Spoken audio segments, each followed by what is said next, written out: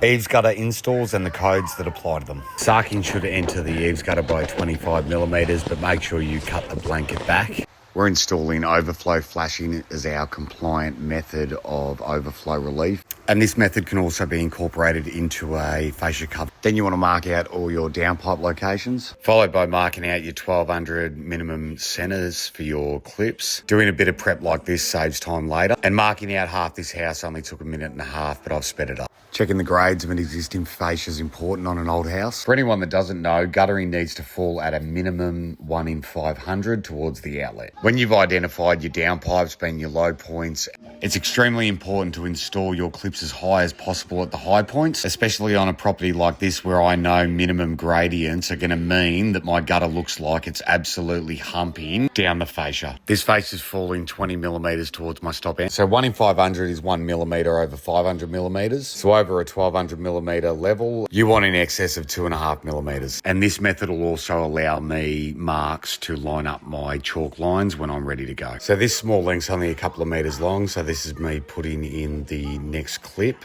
without having to chalk it. I'm installing rainheads and not just downpipes, so I'm going to level across to the next clip because I want the guttering to enter the rainhead at the same height. From that level point, we're going to mark 2.5 to 3 millimeters up, and that'll be what we are chalking to the next high point. Working out all these gradients is the most important thing because one, you want to start your guttering up high and finish it as high as possible at the low points, because there's nothing worse than standing back from a house and seeing the ends of a corrugated roof sheet. Next, we're going to chalk from our rainhead to the next high point. And it's worth noting that where I'm chalking isn't the base of the clip, it's along a screw line. This will ensure that when I put my screws and fixings in, that my clip grades with the gradient that I've set. So here I'm running along my chalk line at my 1200 millimeter centers, putting a hole where my first fixing will go. Some installers chuck their gutter corners up and use them as a guide. However, I continue the same method around the corner that I've been using so far, and my gutter corners get installed at the end,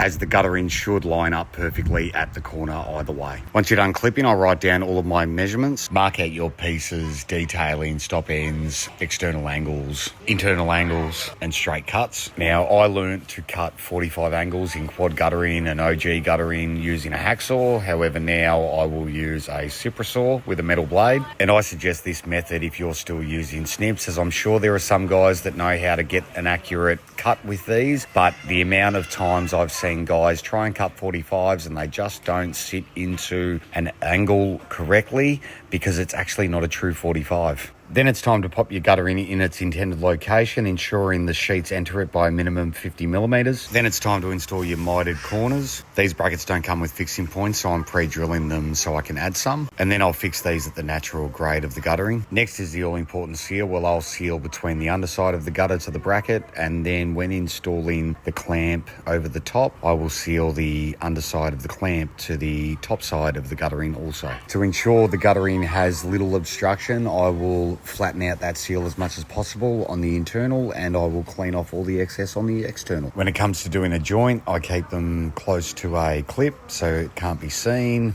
I lap it minimum 25 mil, I pre-drill it, I blow it, I seal it, then I rivet it like any other joint. And by the time you've finished installing your rainheads and your downpipes, you want a nice clean finish.